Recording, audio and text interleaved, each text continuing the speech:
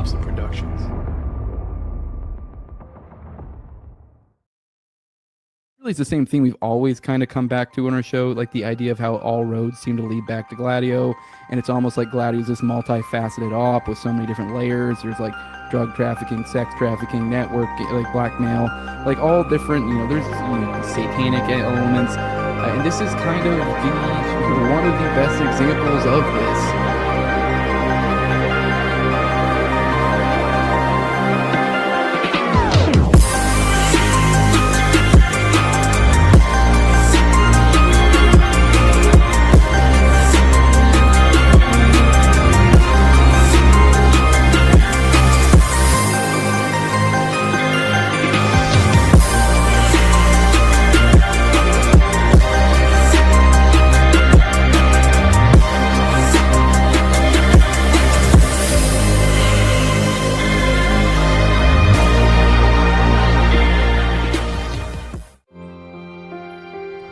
How do you bear to live with what you already know?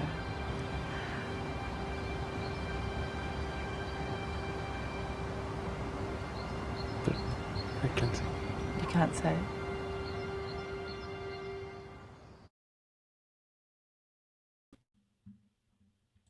Hey, what's up, guys? Welcome to another No Way Jose. Today, I'm going to be joined by my buddy Austin Picard. We're going to be starting a Dutroux Affair series. It feels like continuing. Me and him have covered it quite a bit, almost ad nauseum. So it's finally me and him coming together, trying to do a good presentation, a long presentation. So to go deep on this stuff. So I'm looking forward to going over this with Austin. It's been a long time coming, and I hope you guys dig it as well. But but I do want to take a moment before we get into it to pay the bills. I do want to let you guys know that today's episode is brought to you by our friends over at NWJ. If you're tired of those ingrown hairs, that razor burn, that irritation that can come from those multi-blade cartridges, this is the way to go. Go back to the traditional shave. Go back to the single blade safety razor. It's much better. I don't know why we ever went to these multi-blades. Better in really every regard. It gives you a better shave. It gives you a smoother shave. It's better for your skin. You're dragging one blade across your face as opposed to many. It's a lot cheaper. It's $75 for the first year. And then you get an additional 10% off. You use Jose at checkout. Let them know I sent you. It really is a no-brainer. It's also a company that doesn't hate your guts. This company was born out of refusing the COVID mandate. It literally was created to make ends meet, after, kind of with the COVID stuff. So that's what I've had Nadeau on the show to talk about this before. So, I mean, assuming, considering you're the kind of person watching this show, I'm just going to go out on a lark here and say it's probably, comports to your values. So it's kind of a no-brainer in really every which way. So go over to doshaveco.com, use Jose at checkout. Let them know I sent you. But with that, let's go ahead and get Austin into here and get into it. What's up, brother? How you doing? Man, brother, that edit, just a lot of emotions came flooding back. You know what I mean? Like, honestly, that episode, as you know, right? It probably that landed definitely for me. That was the heaviest I think it's ever been emotionally. Like going through that dossier. Man, it's something that it sticks with you forever. Definitely there's some sort of impact, some sort of effect and consequence where you don't kind of resurface, as I've said before, altogether whole. you lose something. Mm-hmm. In the context of just the case and being overexposed to the excruciating details. Man, but again, it is, I think, of the utmost importance that we attempt to shine a light. Yep, as I always say, it's the true detective line. It's like we refuse to look away.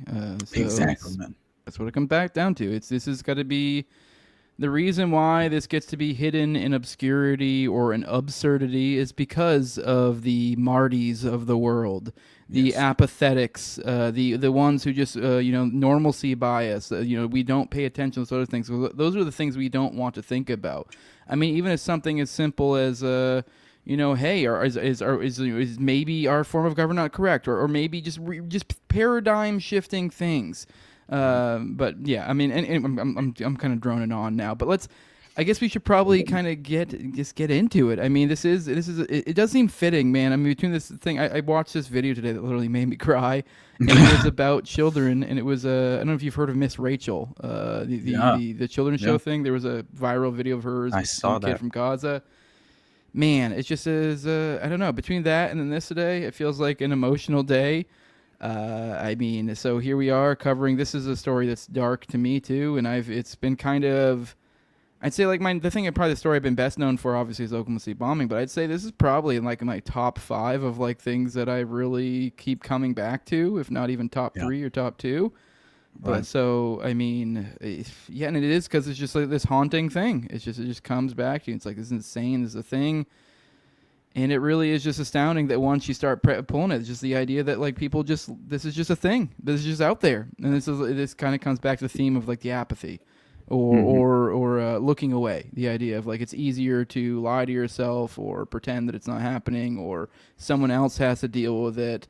But at some point, it's like, hey, the very least have the modicum of courage. Just point out that like, hey, this is a real thing. This just like, hey, like this happened. Yeah. And like I don't know, apply logic and where do we go from here? Has this happen elsewhere? Is this how did this even come to be? Yeah, and who am I to turn a blind eye of the plight of the most vulnerable among us, who don't have the protectors, right? Who are willing to kind of put themselves at risk or put their credibility on the line or be willing enough just to have the courage to. And I'm not at all putting myself on a pedestal. I'm standing on the shoulders of giants, man. But it's just like. How can you not commit to better understanding the conceptual details involved with this true, in my mind, the most formidable threat we have to face in all of global society, right? Disrupting the very fabric of any sort of, good faith direction that we could potentially be on as a society. Anyway. That was a tough one watching that, but anyway. Yeah. So but you had a video that we were going to start with because I feel like that's probably the best little icebreaker. Obviously, it's part 1, so we're going to probably be treading over a lot, just going over the basics. So I would, this is for people new. I know we've covered this a lot on our show, so a lot of you probably might be revisiting it. But hey, we're revisiting this story again. So obviously I've covered it. I've had done a few episodes. I think on my show. I know you've done your one episode, which is obviously like a. This is one of your earlier ones too. So this was back when it was before they were 12 hours long.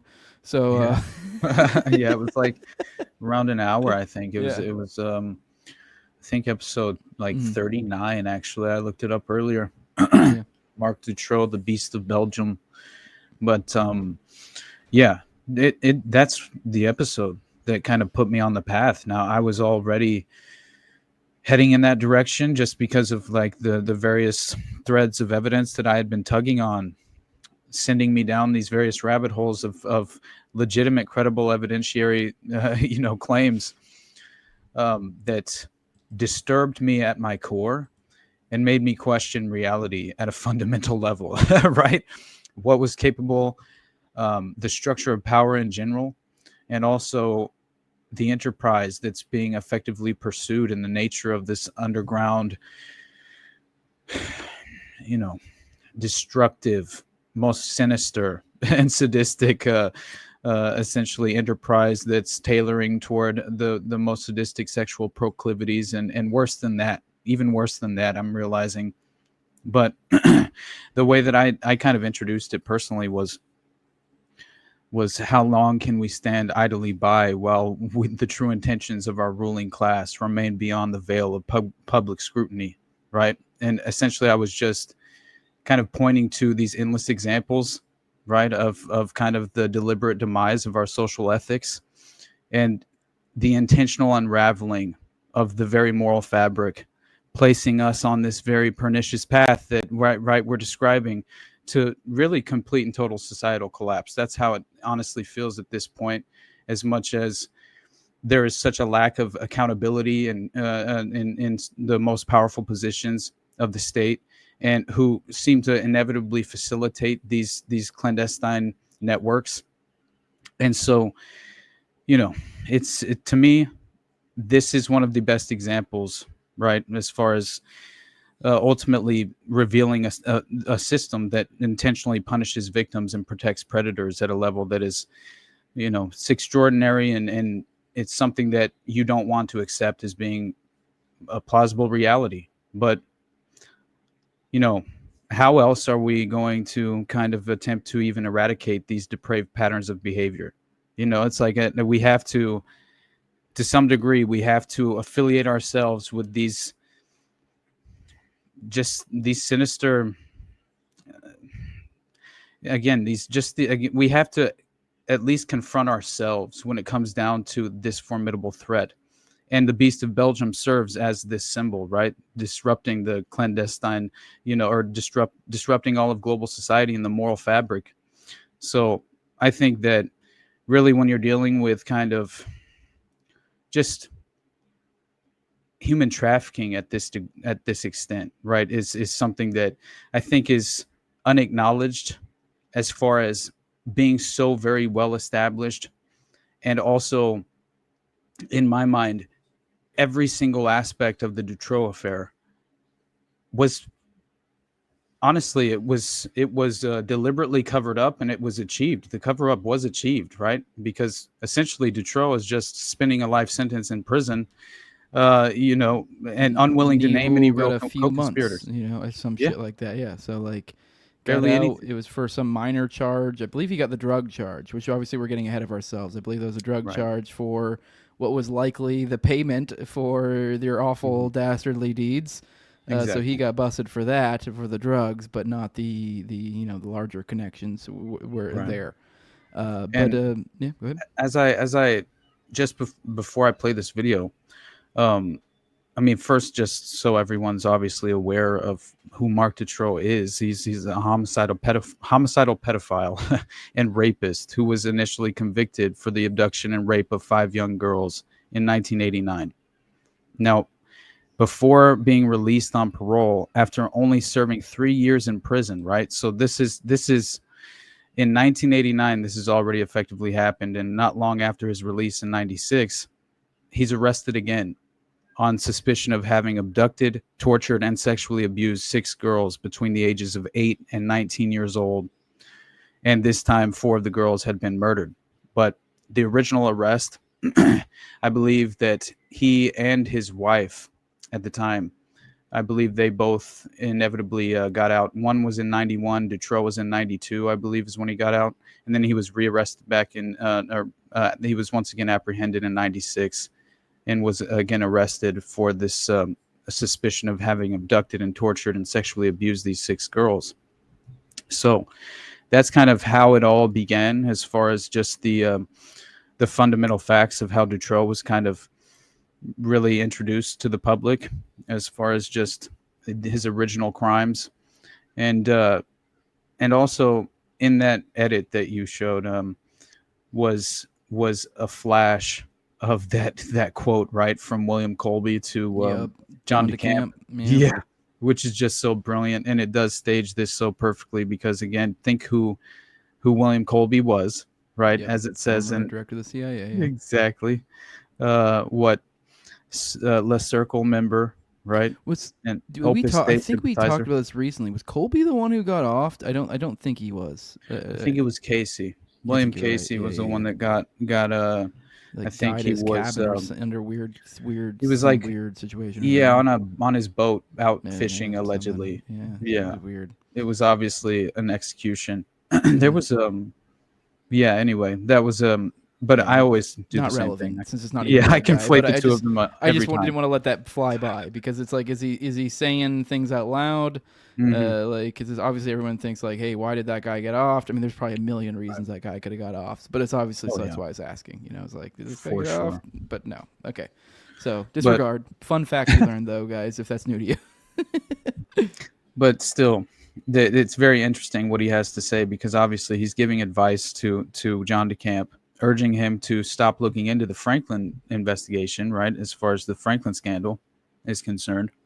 And he says, what you have to understand, John, is that sometimes there are forces and events too big, too powerful, with so much at stake for other people or institutions that you cannot do anything about them, no matter how evil or wrong they are, and no matter how dedicated or sincere you are, or how much evidence you have.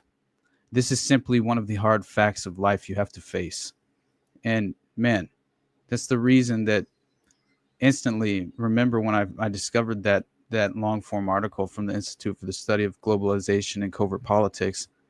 It just blew me away because it was a window into the Dutroux affair that, yeah, I discovered it after I had done all of my research into Dutroux, which kind of it upset me, right?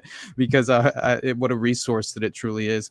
But still, that kind of stages and really kind of at least effectively sets the stage for this line of investigation. This window into the occult underground, it's not only the occult underground, which obviously we'll get into that at a later date as far as Abraxas and the various connections to an occult group, but you have this window into the enterprise, which is truly how you have to kind of fundamentally understand it, I think.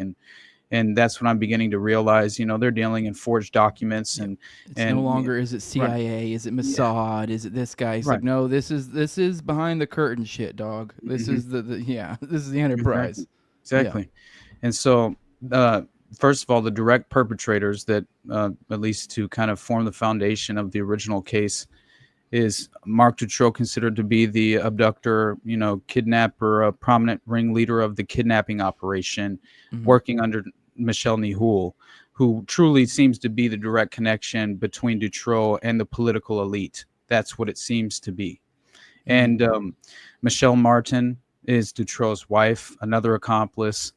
Michel Lelièvre is considered an accomplice as well, and so is Bernard Weinstein. Yeah, he seemed like between Bernard Weinstein and Lelièvre, they seemed like kind of almost the first lieutenants of Dutroux. Yep. If you're going to try to conceptualize it, you have Dutroux, and then you have Nihoul, who's kind of like the rough and rowdy boys. You got Dutroux running a gang. It's literally the Courcelles gang, and it was I believe, and they were so then you have. And they were essentially transportation, a group of people doing transportation type stuff, which we've talked about this a lot on our show, how that's like kind of between security and transportation. These are necessary entities. Why can't I figure out that word? Right. But necessary entities for these sorts of operations. And here we see this playing out. We have essentially a gang of car thieves doing some sort of weird car scheme that we'll get into, I'm sure, later. And they are essentially a bunch of cars they're using to transport certain individuals of note around, Nihoul included. Yep. And, they're the ones that are, they're kidnapping kids and stuff. And then you have Nihoul that is attending the party, who's the businessman. So he's the mover, the shaker. Whereas, the blue collar, side of this, enterprise would be the Dutroux, the Lelièvre, the Weinstein, Bernard Weinstein, or whatever. Whereas Nihoul is honestly, he's kind of the lower end, in my opinion, of the nexus of where it gets to crazy stuff. Oh yeah, absolutely. So he's I would see Dutroux as literally if Epstein had a handyman, which he probably did. There probably was some guy that was like Epstein's dude that did this sort of shit. And his go-to man, if he had a handyman, literally a handyman, he would do projects for him as well. So because you got to think, Weinstein. Weinstein. Well, I was speaking about Dutroux in relation to Nihoul. Oh yeah, in relation to Nihoul. Which makes sense because you would also need handy people because it's not like if I need something related to our awful sexual blackmail operation, if I need a room built or a dungeon or whatever, it's I can't just go get some Mexicans from Home Depot. Yeah, right. Exactly. I can't just ring up a contractor. So it does make sense they would fill a lot of roles, and he was a handyman as well. So yeah, and he handyman, electrician who was out of work essentially, and it's a very interesting story, Dutroux. But especially what kind of drives him to leave home at an early age as well. But this is a great way to kind of introduce a lot of the individual players involved in the case, as far as also kind of providing a window into the civil unrest and the reaction of the original case, and also you get a glimpse of Regina Louf as well. So that's kind of important, just to kind of become introduced and a little more familiar with her personally, which is only very brief, and I think just at least important to see. And Judge Connerat as well, which I think Judge Connerat was actually, he had in my mind, he had good intentions, and I think that he was legitimately pursuing an honest, and as far as he had integrity, was intending on legitimately exposing a lot of the political elites who were effectively named and involved in by the victim witnesses and by many others who were affiliated. You had individual investigators who were naming police who they believed were compromised by the very network. So it's like when you have that, and you also have Dutroux himself saying, yes, local police helped me abduct some of these children, then you have to realize how much more was at play before they effectively removed the presiding judge from the case originally. And that all is very, in my mind, a smoking gun, obviously. Nonsense. Yeah, exactly. Yeah, he got it for those two. I mean, we'll get it. They might. I don't know if it'll come up in this video, but he essentially, the presiding judge who actually was making moves, seemingly to help in a positive development, in a positive way, and maybe naming names, possibly Connerat. He got removed for conflict of interest because there was some sort of like a benefit dinner or luncheon or something for the victims, and he showed up to it, which apparently was a fairly common. I wouldn't think that was that bad. I mean, I could see how it could be perceived as untoward, but depending on how you carry yourself, I don't know. Seems like an appropriate thing for a police department to do for a missing children or something. I mean, I guess it was a case, I guess. So, I mean, it's just a very, very weak conflict of interest, especially when the person who then replaced him actually has a legitimate, glaring, over the top conflict of interest. So, which we'll get into later. As long as it took for them to even attempt to move the case forward was very revealing to the public in general, and caused a lot of 6 years with nothing, with no trial or nothing, right? Exactly, which is unprecedented. It's unheard of for that to take place, and that was a major point in causing a lot of what seemingly became public distrust, obviously. And and it's just obviously you realize that the investigators themselves were told to stand down at a certain point as well, which is just absurd when you realize that evidence is being destroyed. But let's check this out. Toute la Belgique recherche ses enfants. The whole of Belgium was searching for the kids. And the gendarmerie knows Dutroux, with his past as a child abuser. They know he's building suspect hiding places in some of his houses. And yet, for some totally incomprehensible reason, Marc Dutroux wasn't arrested. Belgians begin to ask whether Marc Dutroux is being protected by powerful people within the state. While in custody, Dutroux himself fans the flames of conspiracy with a controversial claim which will forever change the global perception of this case. He states he is part of a national paedophile network whose tentacles stretch right to the top of Belgian society. Investigating judge Jean-Marc Connerat is put in charge of preparing the case against Dutroux. He is determined to get the truth. Connerat arrests known associates of Dutroux. One of these is Michel Nihoul, a well-connected Brussels businessman and pub owner.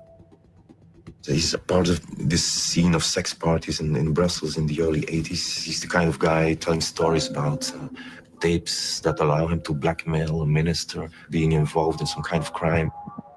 After a public appeal, 11 previous victims of Dutroux come forward. They are known as X-witnesses, and each is given a code name. X1 is Regina Louf. I saw him on TV and all these people yelling at him. I was just thinking, just for the sake of, I'm not sure if we'll have this issue, but maybe every couple minutes or so, we should probably say something at least to pause it for copyright, so we don't get this episode nuked. I'm not sure if that'll happen. Also, just figured we give him It didn't. Well, you did on. What did you do on YouTube? Yeah, but it was once again. It's still only in audio format on YouTube though. So all right. Who knows maybe if that might makes be different. Difference. Yeah, I don't know. I think they do search the audio, but either way, that aside, I mean, whatever. Maybe we'll get nuked. It'll be on Rumble on audio if that's the case. But do you, just to be fair, at least for the not that I care about copyrights, this is all made up nonsense. But do you remember what the name of this documentary is, just to at least give them credit? To be fair, or yeah, it was. Let me pull it up. or, Honestly, because you can look it up while we continue to play, and you can say it later. But I just want to at least give them the credit, so people can go watch the full one. Also, so you can go watch the full thing. So, yeah. Yeah, I believe it was just. Here, I'll play it real quick. Hold on, sorry. And it was a very strange experience for me.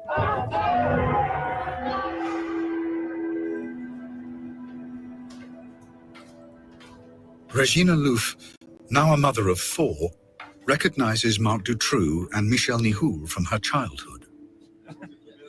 My mother had a boyfriend, and he hired me again to other men to sort of a prostitution network, and there I met Nihoul.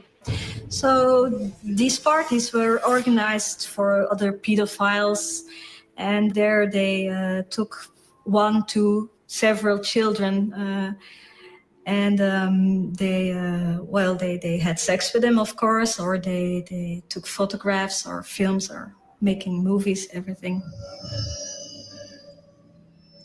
I'm pretty sure it's just called Marc Dutroux, the Monster of Belgium documentary.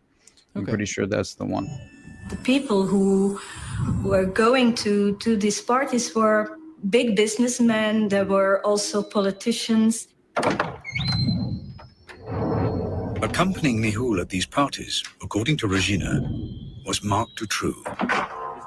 If this story is true, Connerot appears to have stumbled upon evidence that a pedophile network involving Dutroux, Nihoul, and powerful people in Belgian society does indeed exist. It falls to Rudy Hoskins to investigate the claims of Regina Louf. She talked about lots of people, a lot of notorious people in Belgium, could be politicians or people from corporates, stuff like that. Also people from the police. It's difficult to say what the first impression was. It was a young woman with quite some problems, I think, in her head, honestly. That they are skeptical, I think it's logical. You see how? But the only thing I asked. You had federal investigators at the time who were casting clouds of doubt over a lot of the ex-dossier witnesses who were coming forward, and that was one of the things they were saying, that these women were obviously mentally disturbed. Which they were. Yeah. But that doesn't mean how could you not become? Yeah. But clearly that that was being utilized as a tool to dismiss them at face value as being extraordinary, unbelievable claims that were coming out of some sort. It was obviously just, again, who would have thought child sex slaves don't turn out to be functional adults? Exactly. It's the same thing that happened to Paul Bonacci and the Franklin scandal and so many of the other networks that you can point to. It's every one of them. You see this just kind of reoccurring theme, unfortunately.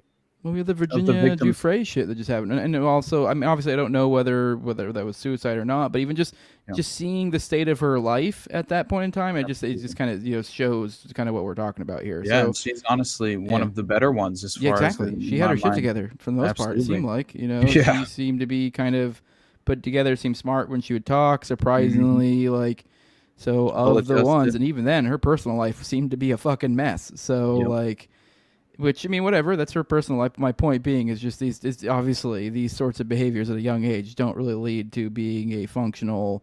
It's going to lead to issues. Absolutely. And that's entirely what, as far as most of them, what becomes of them, as far as the victims are concerned. Many of them obviously turn to a lifestyle of drug abuse and substance abuse, and it very much affects and destroys their life in many ways, as far as having any real path toward readjusting after the abuse took place. And I think many of them, I've just heard many of the individuals claim that they're unable to ever forgive the perpetrators for what they've done to them. And it's so difficult to even imagine ever coming to terms with that sort of abuse, in any real effective way, especially as a victim. So I couldn't even imagine, but for any of them to be able to come forward in some coherent way effectively create, a credible case, providing legitimate allegations like someone as Regina Louf, in my opinion, did. Oh, yeah. Which we'll get into with the Christine Van Hees. This is, I mean, for the people watching this as your first introduction, you may be like, okay, well, yeah, she's, I mean, kind of like, I don't know. I'm not trying to be mean, but you kind of, for those watching, you can kind of look at her and just kind of physiognomy me tells me you're just a little bit off. The hair is a little bit unkempt. Like, I'm not even trying to be shitty. I'm just saying, right? Just like, like, God, what was my point here? I forgot what were we just talking about? I totally slipped my mind. But we're talking about how obviously, like. the victim witnesses were being discredited by simply claiming that they were obviously mentally disturbed, and then we were talking about how so many of these witnesses and victims are clearly, they've been put on this path of substance abuse and have been unable to readjust to society, and so therefore they've been it's been very convenient and in my mind kind of fell perfectly into kind of the framework of how they performed the cover-up and facilitated at a certain level is by utilizing these examples of look at these victims who clearly don't have. Go ahead, buddy. I remember my point. Sorry, I'm so dumb. It was Christine Van Hees' point. It was my point saying that at this point in time, for those that see this, just surface value. If you don't know the rest of the story, you see her, you hear her talking. Like this does sound crazy. There comes more, which I'm sure this will probably be a good dang near 20 plus minutes that we'll probably cover on a future episode at least. The Christine Van Hees murder. Yep. And the claims that wherein Regina really just kind of where it really comes in clinch that she knows some shit. It seems like she's a legitimate witness in my opinion, and the level of detail, the names that she was willing to acknowledge. I mean, that alone, it's very difficult for me to imagine being able to just dismiss. And again, it's far more than that, right? We're not only relying upon Regina Louf for this case, and that's something that should be acknowledged as well, because the Dutroux case is one of the best examples you could point to as being one of the most credible and definitely as far as the evidentiary value that has been put forward in terms of the individual perpetrators involved with the network and the wider network at play. Yeah, it's far more credible than you would ever want to imagine, and this is the reason why it effectively disturbed me to such a core level. So, yeah, it's once it becomes in a way undeniable due to the level of evidence that's been put forward, that is where it's difficult for me to remain on the fence at any real level, right? And so, in no way am I questioning the credibility of Regina Louf. That's just based on my personal, opinion, due to the vast majority of the details that I've been exposed to. So we'll get into all of that, obviously, just to kind of like, again, prop up and attempt to, what's the term when you're just reinforcing her credibility, but corroborate.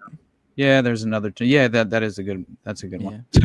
So, but for sure, what's interesting here is that you see Judge Connerat here in a moment, and you witness kind of like the white march, or I thought it was the White Flower March, but I might be wrong. Which you just see the civil unrest and this reaction to what really became this. In my mind, you're witnessing this very obvious strategy of tension playing out that seems to be destabilizing society in certain terms in Belgium at the time, which came in a very convenient time, right, politically for many different reasons, and so yeah, it's strange to witness, because I couldn't even imagine watching this play out in DC today, seeing any real public outcry in terms of like what even Epstein, it's we've been slapped in the face repeatedly over and over and over and over and over and over and over and over and over and over and over and over and over and over again. Yep. It's just ridiculous at this point. I don't even really know what to say. Like, I mean, you're not getting no Epstein files, you silly geese. No, you are not. From them Pam Bondi's not your was friend. to do their job and to look for clues. Then Regina Louf provides extensive details of the unsolved murder of 15-year-old Christina Van Hees, whose body was discovered in a disused farm on the outskirts of Brussels in 1984. We found evidence in the old murder file about the autopsy of the corpse that corroborated her story.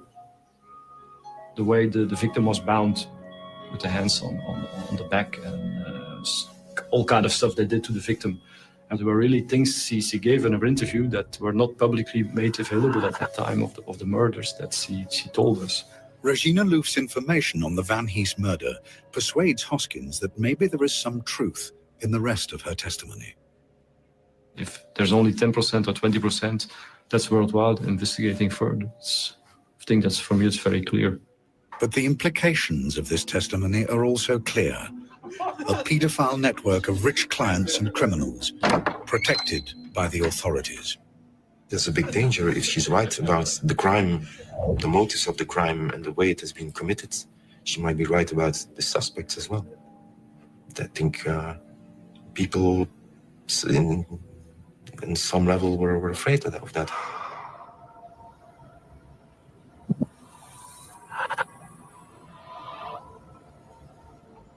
However, Judge Connerott's investigation into Regina Louf's claim of the existence of a powerful paedophile network is suddenly brought to a halt.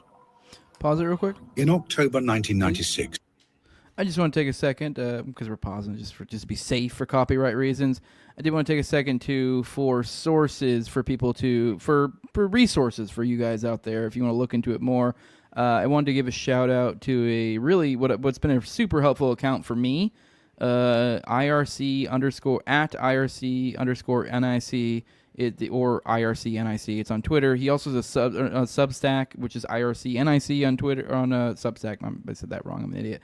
But he covers a ton of. He's pretty much all Dutroux stuff, Dutroux, and all the other associated things that go with it. There's so many. There's the Brabant killings, right. Gladio. There's all sorts of other stuff that ties into, and there's all things stuff that he digs into.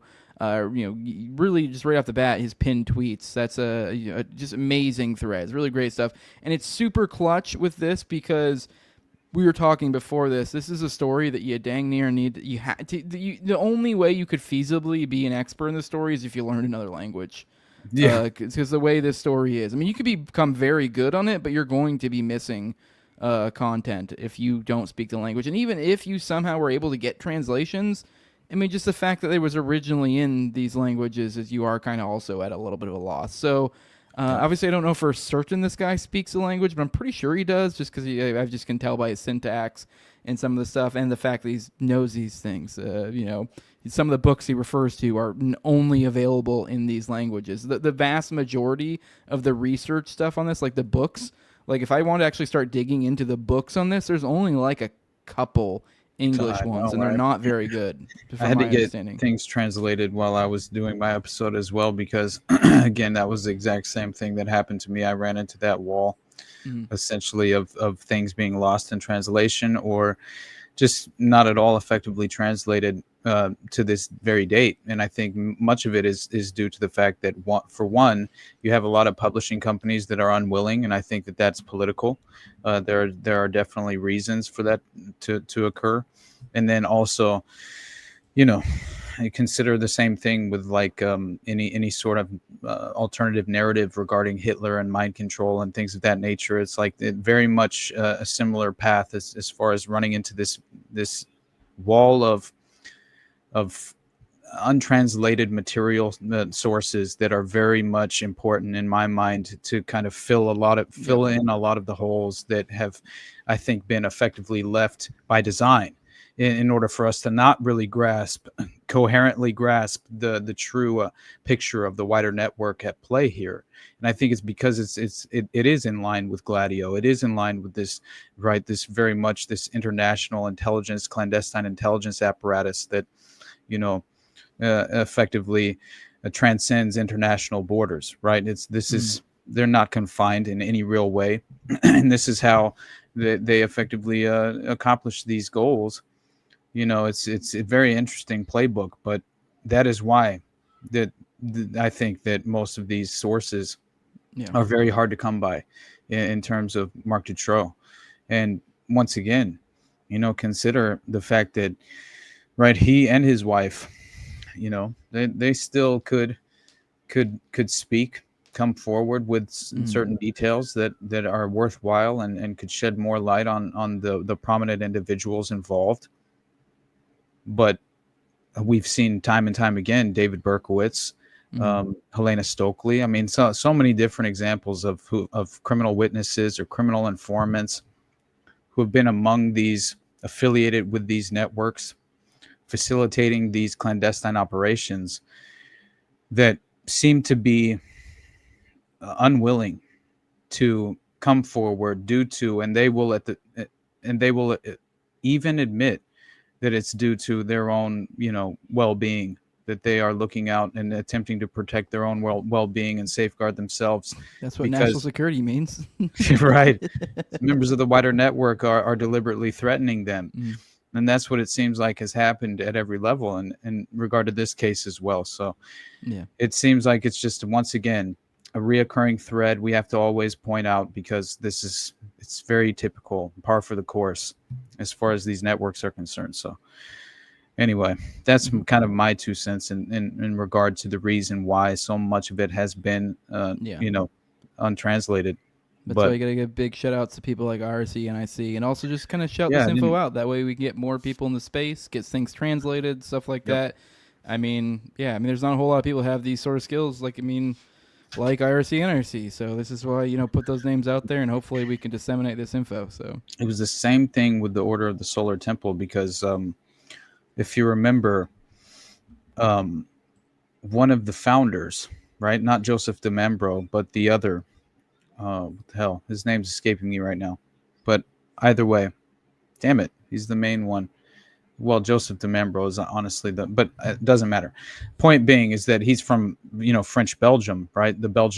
Essentially he's from the Belgian Congo, right? So this is the exact same place, right, that you have the Wackenhut Corporation that's showing itself in terms of the Dutroux Affair. So it's very interesting as far as just a lot of the domestic destabilization that was playing out at the time of the civil unrest.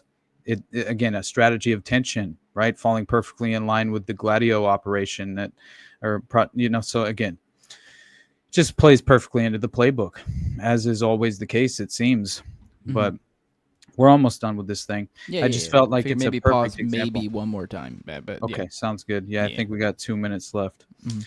But yeah, we're almost done, and I think that it's at least interesting. Now, I don't like any of the dramatic scenes that are kind of filler, but I think that it's very interesting to at least put a face to some of these names, and then also kind of like get a glimpse into, as I mentioned, It's a the good White snapshot March for and us things. to jump off of, to give like a general breakdown. It's good. Exactly. I think, Yeah.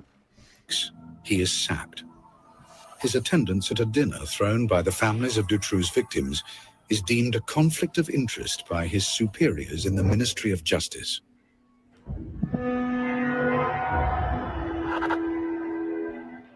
Rudy Hoskins and the team working with the ex-witnesses are summoned to the Justice Department.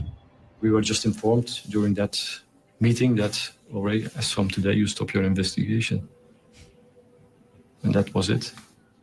We were going too far for some people.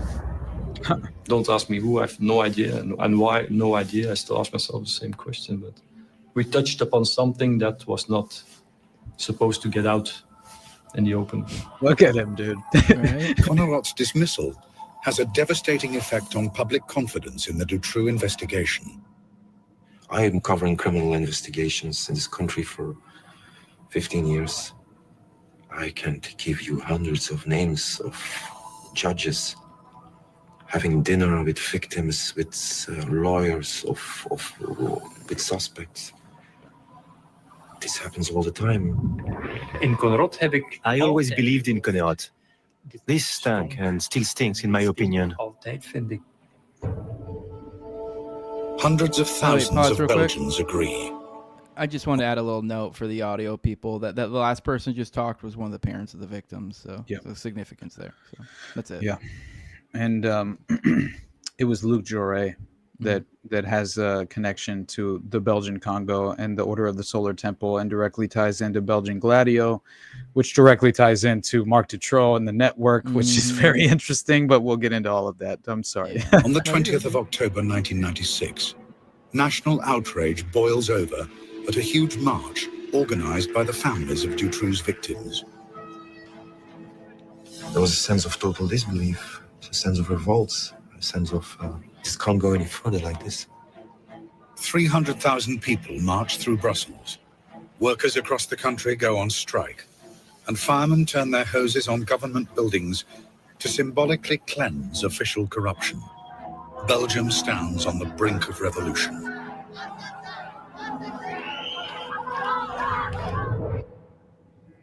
Man. Meanwhile, the man at the center of the storm maintains he is simply a small player in a much bigger criminal conspiracy. Boom. That was it. Yep.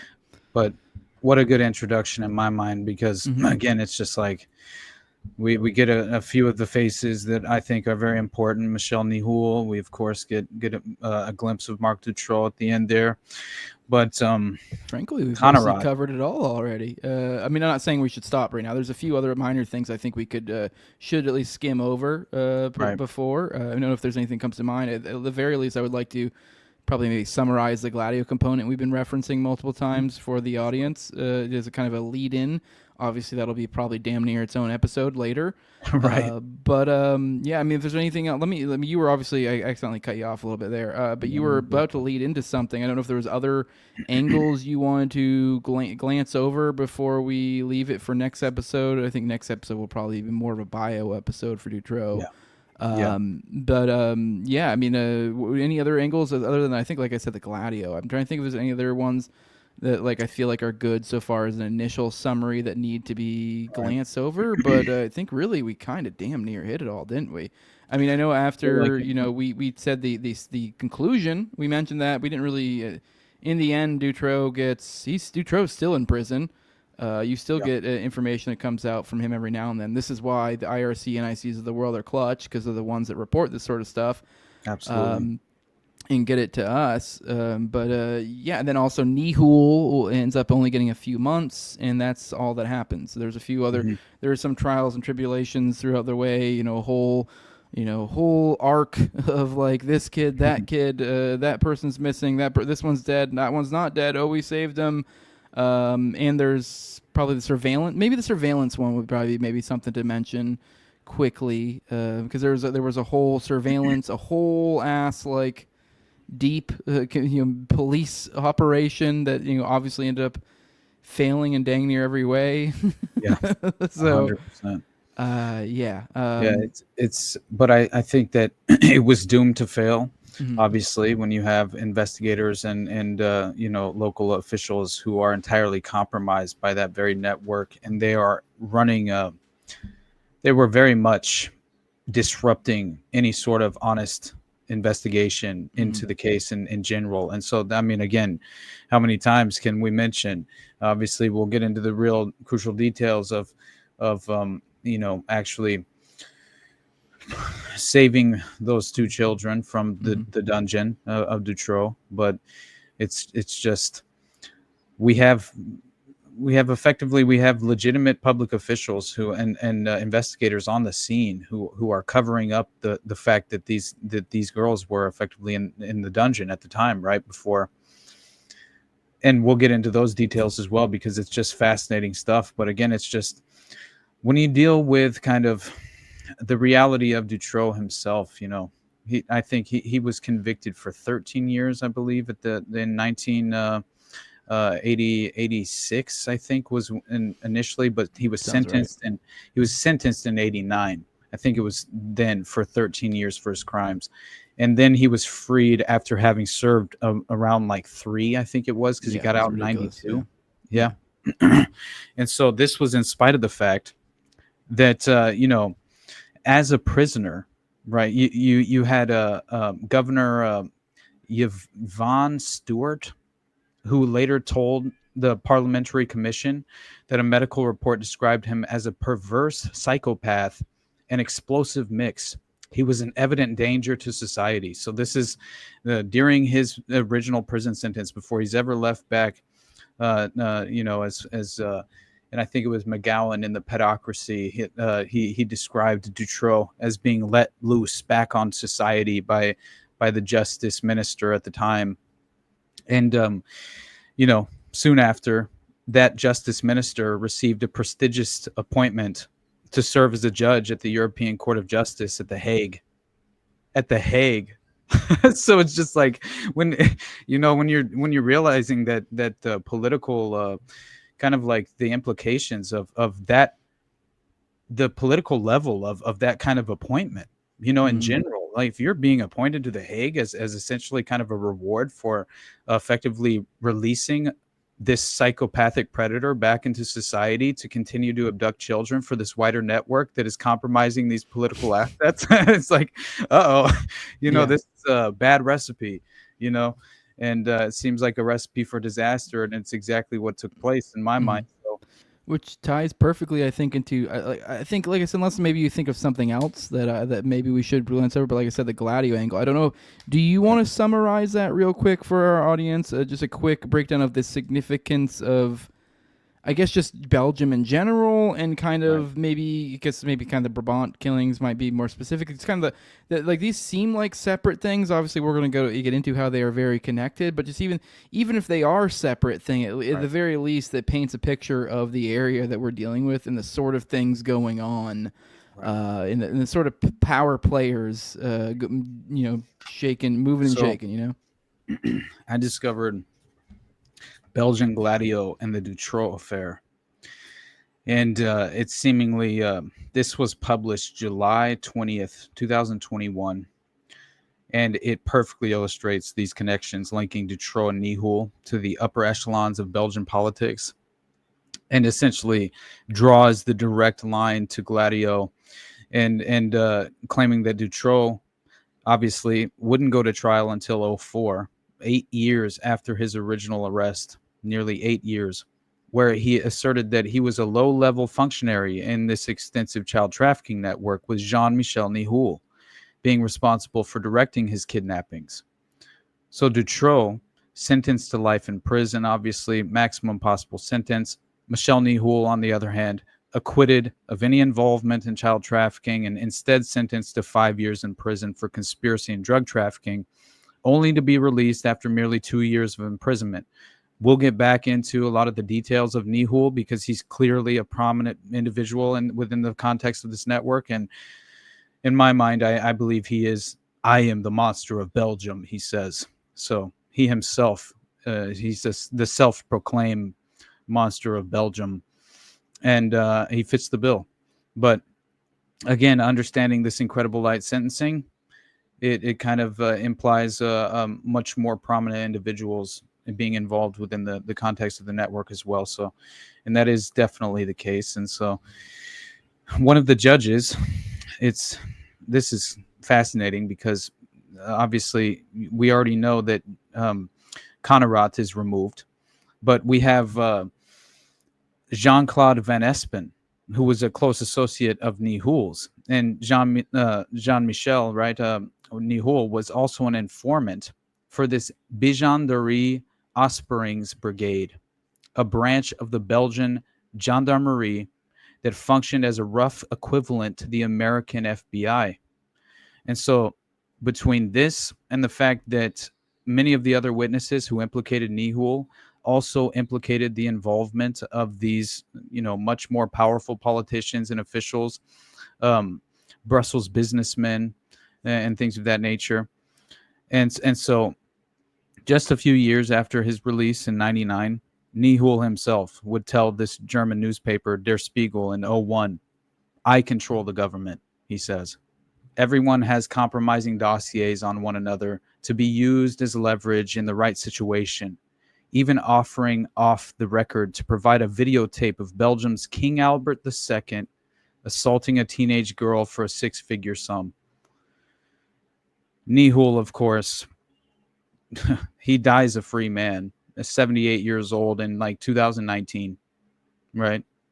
Just imagine this, being responsible for such just sinister crimes and sadistic. Just, I mean, the most sadistic network that I've ever come across as far as any of my research is concerned.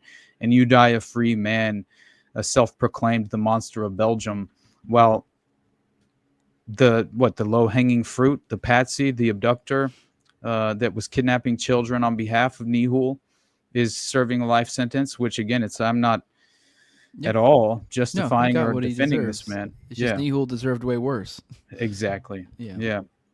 And so clearly we have a cover up that's playing out. And so on the Gladio side thing, or no, maybe you're about to get there. I accidentally spoke. I am, yeah. Okay, all right. I just make sure you didn't get sidetracked. No, I'm just kind of like staging with the names because it's interesting, the relationships and how they kind of play out and effectively kind of form as well. But you have 5 really important names that I think we should definitely mention, which is Paul van den Benens, Baron Benoit de Bonvoisin, Madani Buhush, Leon Francois, Marshal Lequeux, and all of these are either implicated in the Dutroux Nihul child abuse ring by victim witnesses or accused of child sexual abuse by sources whose testimonies aligned with the aforementioned victim witnesses. So LaBouche is a fun one.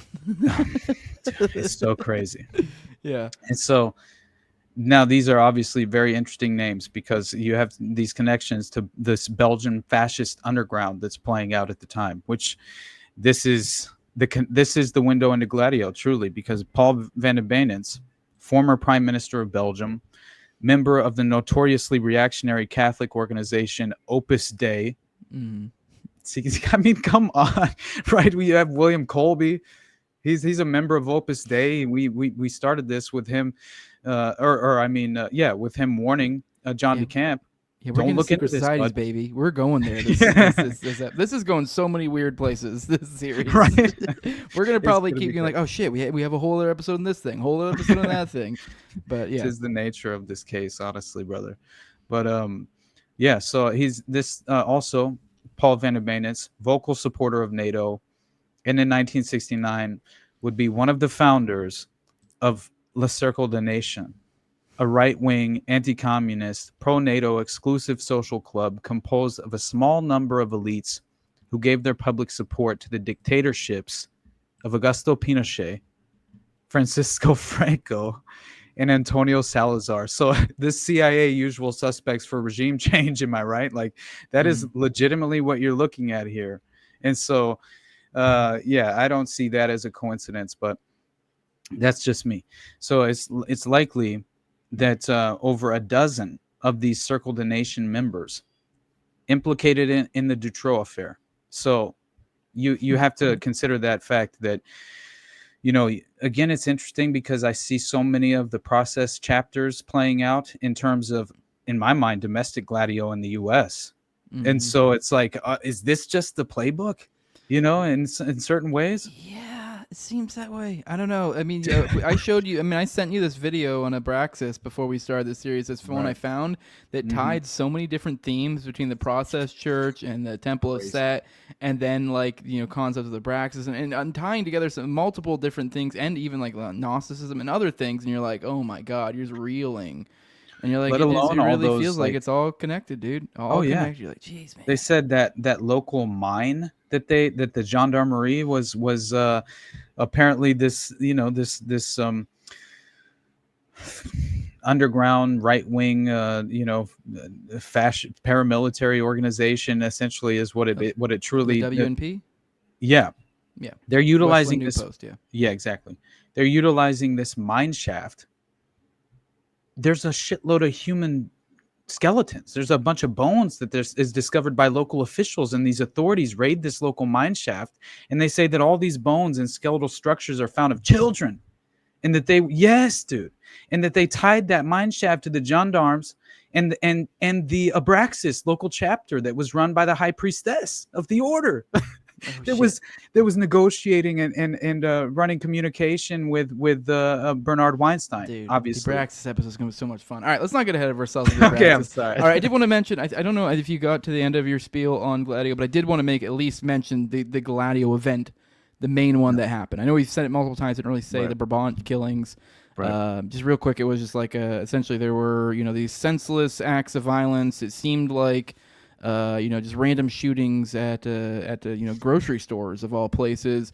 Keep in mind this is like the 90s, so think about the structure of life back then. Right. That was very much a hub of social life. So kind of So then so shootings, bombings, stuff like that. And come to find out, the gendarmeries, or however you pronounce it, we mentioned earlier, they were running cover for all these people. It was also, they were working with that Westland New Post, the militia one.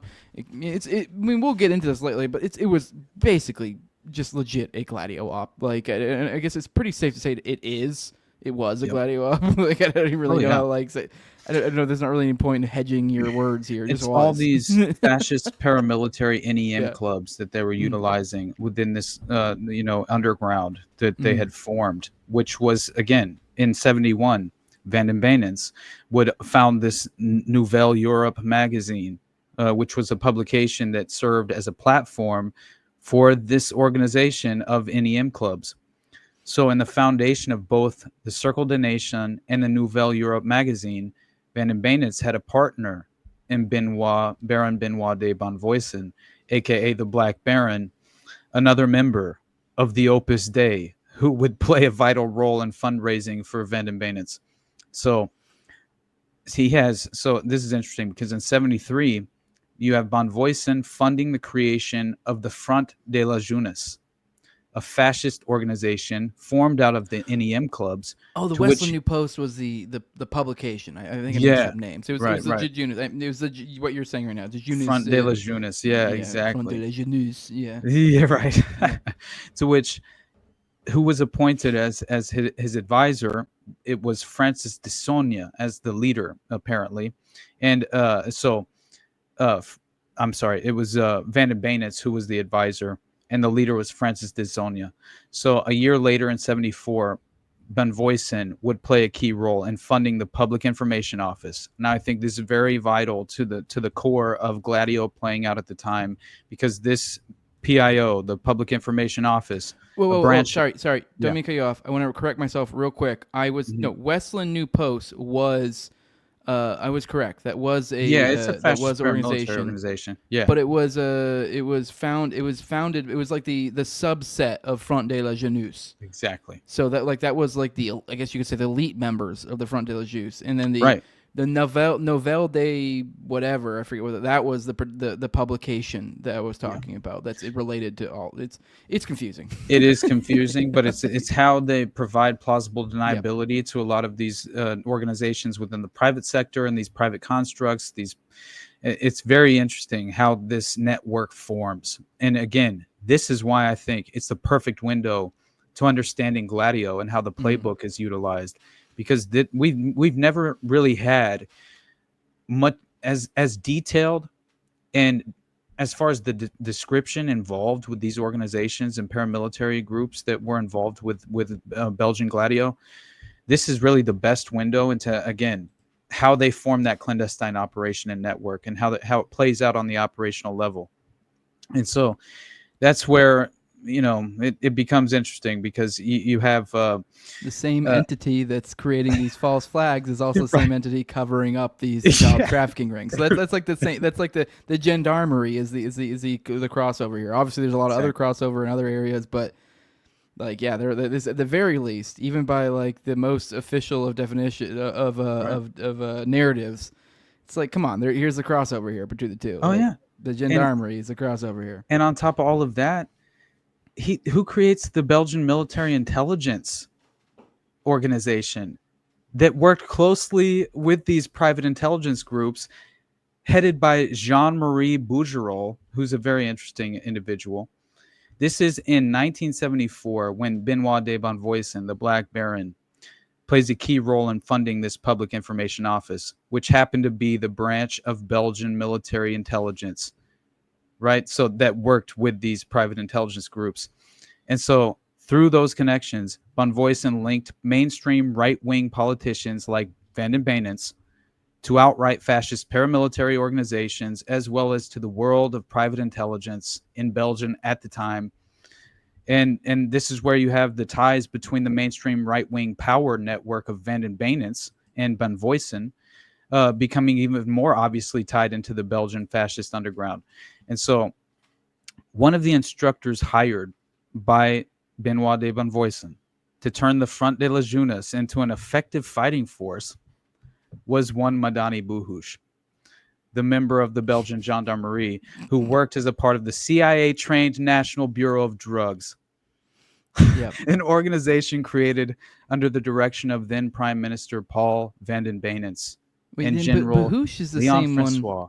Is Bahush the one that ends up in Thailand too, or because there's a few crooked gendarmerie, so it's hard to keep track of which one's tail ends up where. Yeah, and I want to say it's Bahush. Madani Might be Buhush wrong. was It ends up in Vietnam, Vietnam, over in maybe it was Vietnam. No, not Vietnam. Thailand. Yeah, Thailand. Yeah. Like chilling with the royals over there. Yeah. As a crooked, disgraced gendarmerie who also got weirdly busted in like multiple other crazy over-the-top criminal schemes. Yeah. It's insane. You're like, what the fuck? Mm-hmm. But we are kind of delving into other episode territory, so I think we're kind of really at a perfect time here. I think we really did cover all the basics, kind of a little bit tease into where we're going to go. One last thing on Buhush, by the way. He was obviously, other than being a part of the CIA-trained National Bureau of Drugs, dude, it's crazy because apparently, obviously, close associate with Michel Nihoul as well, which is important to acknowledge. But he's going to a lot of these same clubs with Michel Nihoul at the time, which is absolutely insane to me. And he was also named Madani Buhush by some of the victims, and so in the also 80s, very much resembled one of the the drawings of the composite sketches of Brabant shoe killers. Yeah, man, that's the point here. Yeah. Buhush, primary suspect in the Brabant killings. Yep. Unsolved terrorist attack. Furthermore, the gendarmerie officer Marshal Lequeux, he and Buhush were members of this fascist organization inside the gendarmerie, which were known as Group G, with apparent intentions of destabilizing the Belgian state, securing power for the far-right Van den Beinens. So this was this how they were orchestrating essentially a regime change operation, right? And so Lequeux identified one of the key leaders of Group G as none other than the aforementioned General Leon Francois. So we have all these usual suspects that all seem to come together to form this fascist paramilitary underground, but tie in every level of the elite establishment at the time in Belgium, which again, we got a lot to cover in this series, brother. Right? Yeah. Well, with that, we're at if we keep going, we're gonna keep going. Oh, yeah, so we got to get out of here. Austin, let them know where they can find you. We'll pick up with another one here soon, and we'll try to hone in on one of these topics and really spurg out. So looking forward to it. Awesome, man. Me too. I want to better. Honestly, I'm looking forward to better understanding this at a deeper level for my own sake, just personally, because as much as this case stuck with me and will forever, I would still like to have more of a fundamental understanding of the individual players at a much deeper level, so I can form that conceptual outline in a much easier way presented as well in the future. This is why I wanted to go on this, because I knew me and you were going to keep going into this, so me and you need to deepen our level of knowledge here. Yeah, exactly, buddy. Mm-hmm. But beyond that, I love you, brother, and thank you for having me as always. And shit, man, everybody, you guys can support me at the Underclass Podcast on Patreon's the best place to support me, and beyond that, man, just definitely engage with some of the new content as far as some of the interviews that I've been doing. I'm trying to, like I said before, get back to my process here, but I overscheduled myself, so we're trying to get to the other side of that. But then I'm going to try and be a little more particular with the way that I spend my time, because you learn to say no, brother. You're right. Or the best move is to ignore. And if it feels dirty, but you just ignore them, and it doesn't feel as bad saying no, because it's reasonable that someone be like, well, I guess you didn't see my DM. No, I saw it. I'm just ignoring you. Right. For real, dude. You're 100% But right. either way, for those you just try to plug. For those who want to support what I'm doing, if you don't want to chip in a buck, you can leave a like, share, subscribe, comment, leave a 5-star review on iTunes or Spotify. Those go a long way. You can follow me on Twitter. That helps too. At Tower Gang Jose. You also can tag me and stuff if you want me to cover it, on, for example, my morning show. But I also, for those who want to directly support the show, patreon.com/nowayjose2020. That's the best way to do it. With money. That's always cool. If you can't afford it, don't. But if you can, it's like $2. Not that bad. At the lowest level, that gives you access to early episodes just like this one. I've been doing 1 to 2 a week these days, 4 at a time behind the paywall is what I'm shooting for. So you have weeks of paywall content these days. Also, you get an ad-free RSS feed there, and you get priority on me and Austin's weekly call-in show, Already Dead, which is at 9:30 p.m. Eastern on Tuesdays. And my highest level of my sponsors was my patrons, or my highest level of my Patreon is my sponsors. I read them. I said that backwards. Whatever. I read them off every episode. My co-host in Tower Gang at Tower Gang Toad, also at Abrogate D's, at ZOVRECK, at _Infinite Zeal, Tim Tuttle, at Jolly on Klebold, Will Bill, his delicious blueberry rabbit eye wine, big fan of the show Torme, and then at INWARD Lover. With that, guys, we're going to go ahead and get out of here. We will see you very soon with another one of these. Bye-bye.